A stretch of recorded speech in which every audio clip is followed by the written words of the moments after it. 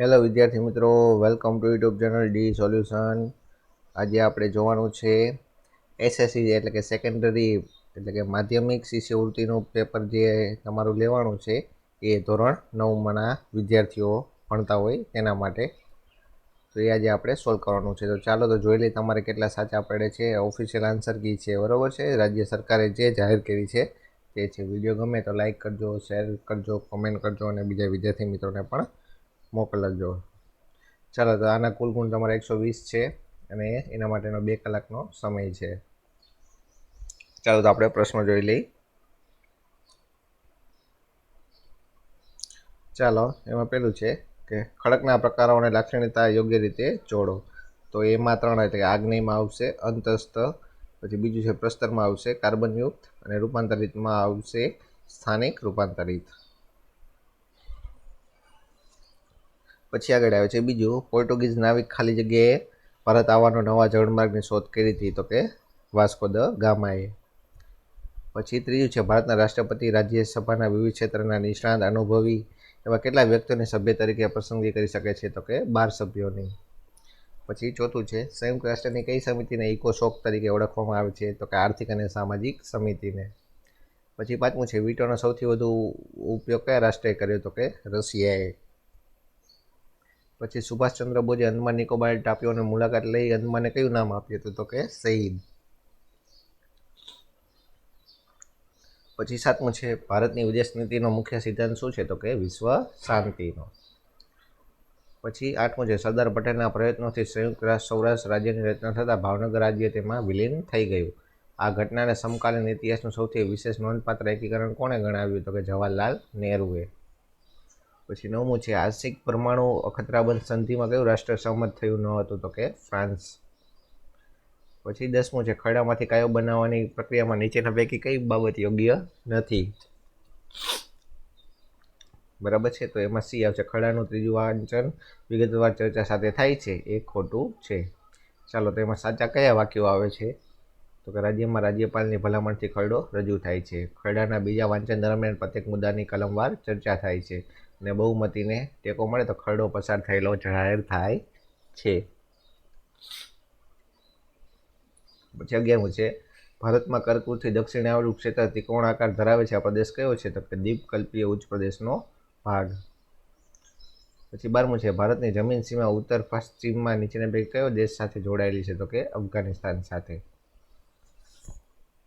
પછી 13મું છે દક્ષિણથી ઉત્તર ઈશાનના ક્રમમાં આવતા રાજ્ય સંદર્ભો કઈ જોડે યોગ્ય છે તો કે કેરળ, આંધ્રપ્રદેશ, મહારાષ્ટ્ર અને મધ્યપ્રદેશ.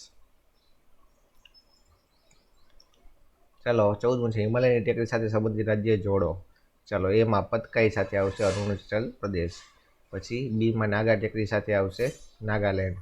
સીમાં આવશે લુસાઈ સાથે મિઝોરમ અને ડીમાં જૈંતિયા સાથે આવશે મેઘાલય. ચાલો પછી આવે છે 15મું માઉન્ટ આબુ કઈ ગિરિમાળામાં આવેલું હવા ખાવાનું સ્થળ છે તો કે અરવલ્લી. પછી 16મું છે નીચેનામાંથી કઈ ધાતુ વચનમાં હલકી છે તો કે ટિટાનિયમ. પછી 17મું છે કયા વૃક્ષના લાકડામાંથી હોડી બનાવવામાં આવે છે તો કે સુંદરીના. પછી બીહુ કયા રાજ્યનું પ્રસિદ્ધ નૃત્ય છે તો કે અસમ. પછી 19મું છે ગુજરાત સરકારે રાજ્યના કયા જિલ્લાને પ્રાકૃતિક કૃષિ જિલ્લા તરીકે જાહેર કરેલ છે તો કે ડાંગને. પછી 20મું છે દર વર્ષે કયા દિવસને મૂળભૂત ફરજ દિન તરીકે ઉજવવાનું નક્કી કર્યું છે તો કે 6મી જાન્યુઆરીના દિવસે. પછી 21મું છે કરેંગે યા મરેંગે ગાંધીજીએ સૂત્ર ક્યારે ઉચ્ચાર્યું હતું તો કે હિંદ છોડો ચળવળ વખતે. પછી 22મું છે સંયુક્ત રાષ્ટ્રે કયા વિશ્વને વિશ્વ યોગ દિન તરીકે જાહેર ઉજવવાનો નિર્ણય કર્યો છે તો કે 21 જૂનના દિવસે. પછી 23મું છે ગુજરાતી ભાષાના આદિકવિનું બિરુદ કોને મળેલ છે તો કે નરસિંહ મહેતા. ચાલો પછી 24મું છે કૃતિ અને કૃતિકાની દ્રષ્ટિએ કયો વિકલ્પ ખોટો છે તો કે વેકોટ નથી જવું ચંદ્રકાંત શેઠનું છે એ ખોટું છે. તો સાચા કયા છે તો કે નળાખ્યાન પ્રેમાનંદે રચ્યું છે, લોહીની સગાઈ ઈશ્વર પેટલી કરે છે અને કુરુક્ષેત્ર મનુભાઈ પંચોળી એટલે કે દર્શકના નામથી જાણીતા છે તેમને બનાવ્યું છે. પછી 25મું છે જાપાનના હાઇકુ કાવ્ય પ્રકારને સૌપ્રથમ ગુજરાતમાં લાવવાનો યશ કોને જાય છે તો કે સ્નેહ રશ્મિને. પછી કેપ ઓફ ગુડ હોપ સંદર્ભે શું સાચું છે તો કે પોર્ટુગલથી ભારત આવવાનો જૂનો જળમાર્ગ. પછી 27મું છે વૈદિક ગણતરીમાં શૂન્ય સામ્ય સમુચ્ચય સૂત્ર સામાન્ય રીતે શાના માટે વપરાય છે તો કે બી વિશિષ્ટ સમીકરણના ઉકેલ માટે. પછી 28મું છે તાજેતરમાં યોજાયેલી ક્રિકેટની ચેમ્પિયન ટ્રોફીમાં રનરઅપ ટીમ કઈ હતી? તો કે ન્યૂઝીલેન્ડ. પછી 29મું છે સ્ટેચ્યુ ઓફ યુનિટી કયા જિલ્લામાં આવ્યું છે? તો કે નર્મદા. પછી 30મું છે મોબાઈલ નેટવર્કમાં 4G કે 5G જેવા નામોથી ઓળખાય છે, એમાં જી શું જણાવે છે, દર્શાવે છે? તો કે જનરેશન. ચાલો નીચેના ફકરા પરથી 31 થી 33ના જવાબ આપો. તો ચાલો પહેલાં આ વાંચી લેવાનો ફકરો આખે આખો શું કહેવા માગે છે તે શ્રીમદ ભગવતી ગીતા ઉપરનો છે, બરાબર છે. ચલો આ વાંચી લેવાનો, એના ઉપરથી તમારે જવાબ આપવાના છે. ચાલો તો કયા પ્રશ્નો છે? ચાલો, ગીતાને લીધે પોતાના જીવનના પ્રશ્નોનું સમાધાન થાય છે અને પ્રોત્સાહન મળે છે એવું કોણ કહે છે? તો કે થોમસ કાર્લાઇલ. પછી 32મું છે ભગવદ્ ગીતા શાશ્વત ગ્રંથ છે, વાક્યના સમર્થન માટે લેખક કયો પુરાવો આપે છે? તો કે આપણા સાંપ્રત પ્રશ્નોનું સમાધાન ગીતા આપે છે તે. પછી આવે છે ભગવદ્ ગીતા કોઈ એક ધર્મના લોકો માટે નહીં પરંતુ બધા માટે ઉપયોગી છે, દર્શાવવા લેખક કયા પુરાવા આપે છે? તો કે જુદા જુદા ધર્મ અને દેશના લોકો. પછી 34મું છે મોટું જૂનું લાકડું કે ઝાડનું થળિયું, એના માટે કયો શબ્દ વપરાય? તો કે ખોડ. પછી આજ્ઞા શબ્દની ધ્વનિ શ્રેણી સાચી હોય તેવો વિકલ્પ કયો છે? તો કે આ પ્લસ જ પ્લસ ઝ પ્લસ આ. પછી 36મું છે રામજીને મંદિરે જઈને દર્શન કરી શાંત થઈ જવું, વાક્યમાં રેખાંકિત શબ્દ દર્શન કઈ સંજ્ઞાનો પ્રકાર છે? તો દર્શન એ ક્રિયાવાચક સંજ્ઞા છે. પછી 37મું છે મારા ભાઈના હાથમાં સોનાનું મોટું નક્કર કડું હતું, વાક્યમાં કયો શબ્દ વિશેષણ નથી? તો આવશે કડું એ વિશેષણ નથી. પછી 38મું આવશે સમાનાર્થી શબ્દની કઈ જોડ સાચી છે? તો કે પ્રદીપ્ત એટલે કે સળગેલું. પછી સ્નિગ્ધ શબ્દનો વિરોધી શું થાય? તો કે કઠણ. પછી 40મું છે એ મંદિર અપૂજ રહે, વાક્યમાં રેખાંકિત શબ્દ એ સર્વનામનો કયો પ્રકાર છે? તો કે દર્શક સર્વનામ. પછી 41મું છે નીચેના વાક્યો પૈકી કયું વાક્ય પ્રક્રિયાત્મક પરિસ્થિતિ દર્શાવે છે? તો કે શરમથી તેમનું ડોકું નીચે નમી ગયું. પછી આવે છે 42મું મધમધ મોરિયા મોગરા મેં ગૂંથી ફૂલનમાળ, વાક્યમાં રવાનું કાર કયો શબ્દ છે? તો કે મધમધ. પછી વિરુદ્ધાર્થીની કઈ જોડ ખોટી છે? તો કે સુબોધ અબોધ એક ખોટી છે. ત્યાર પછી 44મું છે નીચેના આપેલા શબ્દમાં કયો શબ્દ સંજ્ઞા છે? તો કે લખાણ એ સંજ્ઞા છે. પછી 45મું છે નીચેના વ્યંજનોમાં પાર્શ્વિક વ્યંજન કયો છે? તો કે લ. પછી 46મું સંધિની કઈ જોડ ખોટી છે? તો કે સન પ્લસ લગ્ન સંલગ્ન ખોટી છે. પછી 47મું કહીથી વળગી વિનાશકર આંધળી આ બલા, વાક્યમાં અધોરેખી સમાસનો પ્રકાર કયો છે? તો કે વિનાશકર કયો સમાસ છે? તો કે ઉપપદ. પછી 48મું છે સાચી જોડણી હોય તેવો શબ્દ કયો છે? તો કે ઓક્સિજન. પછી 49 નીચે આપેલા વાક્યમાં વિધ્યર્થ વાક્ય કયું છે? તો કે બા મોડું થાય છે, હવે નીકળવું જોઈએ. પછી 50મું મારો હંસલો નાનો અને દેવળ જૂનું રે થયું, કયું અલંકારનું ઉદાહરણ છે? તો કે અતિશયોક્તિ અલંકાર. પછી 51મું છે પહાડિયા ચટ્ટાન કા ખડા કિનારા ઉસે ક્યાં કહેતે હૈ? તો કે પ્રપાત. પછી 52મું છે शुद्ध वाक्य पहचानिए, तो कि तुम्हारा स्कूल कहाँ है. પછી 53મું છે छेरी का मतलब क्या होता है? तो कि बकरी. પછી 54મું છે आने वाला दुख आकर ही रहता है, अर्थ का कहावत कौन सी है? तो कि बकरे की माँ कब तक खैर मनाएगी. પછી 55મું છે शुद्ध शब्द पहचानिए हिंदू. પછી 56મું છે choose the correct spelling requirement. પછી 57મું છે ચૂઝ ધ કરેક્ટ ઓપ્શન રાજવંશ એટલે કે ડાયનેસ્ટી. પછી 58મું છે રાણી કી વાવ ખાલી જગ્યા become one of the most popular place to visit in Gujarat, તો કે હેઝ. પછી આવશે હેઝ બીકમ. પછી 59મું છે which is the odd word, ઓડનું શું થશે? વર્ડ ઓડ એટલે હેસ્ટ. પછી 60મું છે which pair of antonyms is incorrect, તો કે અચીવ નું વિરોધી લોસ, એ ખોટું છે, વિરોધી સાચું થતું નથી. પછી 61મું ઉપમાન અને ઉપમેય કોના સંદર્ભે વપરાય છે? તો કે અલંકારમાં. પછી 62માં ના છેદનું સમીકરણ કરો કે નિત્યસમનો ઉપયોગ કરશો? તો કે બીમાં આ ઓપ્શનનો. પછી 63માં છે નીચેના પૈકી કયું વિધાન સાચું છે? તો કે દરેક પૂર્ણાંક એ સમય સંખ્યા છે. પછી 64મું પી પૂર્ણાંક હોય અને ક્યુ શૂન્યેતર પૂર્ણાંક હોય તો પીના છેદમાં ક્યુ સ્વરૂપમાં 0.712ને કેવી રીતે દર્શાવે? તો કે સી 7/9.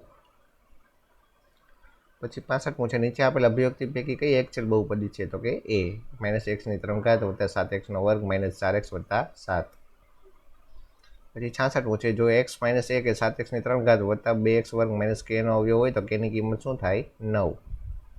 પછી 67મું છે, સમતલના બિંદુનું નિરૂપણ કરવામાં પરસ્પર કેટલી રમરેખાની જરૂર પડે? તો કે 2.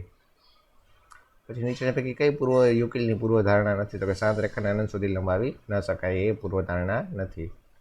પછી 69, નીચેની આકૃતિ માટે કયું વિધાન સત્ય નથી? તો કે ડી, ખૂણો AOC અને BOC કોટી કોણ છે, એ ખોટું છે. ચાલો પછી 70મું, 180 કરતાં વધારે અને 360 કરતાં ઓછા માપના ખૂણાને શું કહેવાય? તો કે વિપરીત કોણ કહેવાય એને. ચાલો 71માં આકૃતિ, રેખા PQ અને રેખા RSમાં ઓમાં છેદે છે. હવે ખૂણો PQR અને ROQ એક જેમ 2 હોય તો POS કેટલા માપનું થશે? તો કે 120 અંશનું. ચાલો પછી 72માં આવશે 4 સેમી. પછી 74માં આમાં આવશે 100 અંશ. પછી 74મો છે ને, વર્તુળ માટે નીચેના પૈકી કયું વિધાન ખોટું છે? તો કે વર્તુળના કેન્દ્રમાંથી દોરેલી રેખા જીવાને દુભાગે તો તે રેખા જીવાને સમાંતર છે, ખોટું છે. ચાલો પછી ત્રિકોણની પરિમિતિ 18 સેમી છે તો એમાં આવશે 3 વર્ગમૂળમાં 15 સેમીનો વર્ગ. પછી 76માં આવશે 2 ગણું.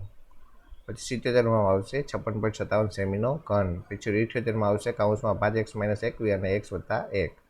પછી 2 અક્ષરનો છેદબિંદુને શું કહેવાય? તો કે ઉગમ બિંદુ. પછી 80માં આવશે પિતાની ઉંમરવાળામાં x - 2y - 3 = 0.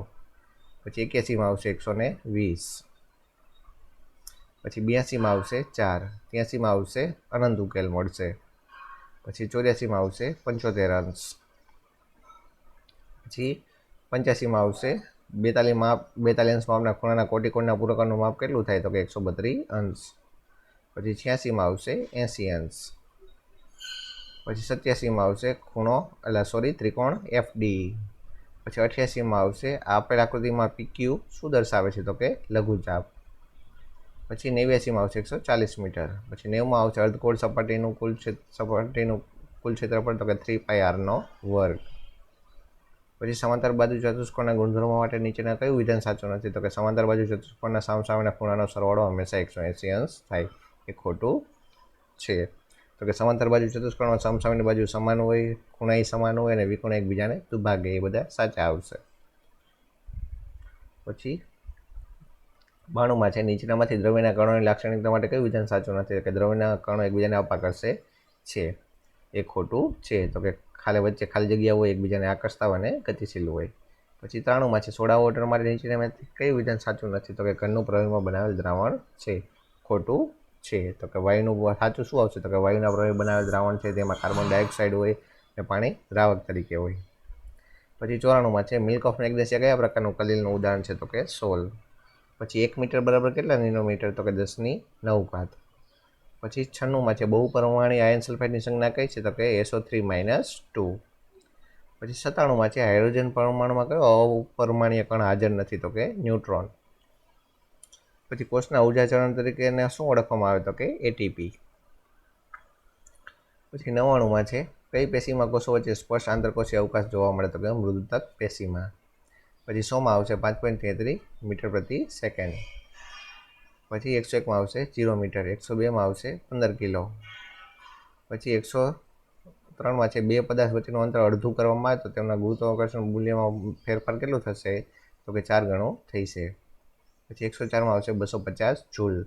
પછી 150માં આવશે કયું વિધાન સાચું નથી? તો કે 1 મિનિટમાં થતા 1 જૂલ કાર્યને 1 વોટ પાવર કે, એ ખોટું છે. તો કે કાર્ય એ બળ સ્થાનાંતરનું ગુણનફળ છે. પાવર એ કરેલ કાર્ય તે માટે લીધેલા સમયનો ગુણોત્તર છે અને કાર્ય કરવાના સમયના દરને પાવર કહેવાય છે. પછી 106માં આવશે 80 મીટર પ્રતિ સેકન્ડ. પછી 107માં આવશે ધ્વનિ માટે શું સાચું નથી? તો કે 20 કિલોહર્ટ્ઝથી ઓછી આવૃત્તિ ધરાવતા પરાશ્રાવ્ય ધ્વનિ કહેવાય છે. પછી 108માં આવશે નીચેનામાંથી વ્યવસાયિક સ્તરે મધ ઉત્પાદન માટે ઉપયોગી મધમાખીમાંથી ભારતીય મધમાખી નથી? તો કે એપિસ મેલિફેરા ભારતીય મધમાખી નથી. પછી 109માં આવશે પ્રવાહી અવસ્થામાંથી રૂપાંતરિત થયા વિના ઘન અવસ્થામાંથી સીધું વાયુમાં રૂપાંતર થઈ જાય કે એને શું કહેવાય? તો કે ઉદ્ધ્વપાતન કહેવાય. પછી 110માં છે, જ્યારે તમે એસીટોનને તમારી હથેળી પર મૂકો ત્યારે હથેળી પર ઠંડકનો અનુભવ થાય, આ માટે કઈ પ્રક્રિયા જવાબદાર છે? તો કે બાષ્પીભવન. પછી 111મું છે, દૂધ કયા પ્રકારના કલીલનું ઉદાહરણ છે? તો કે પાયસ.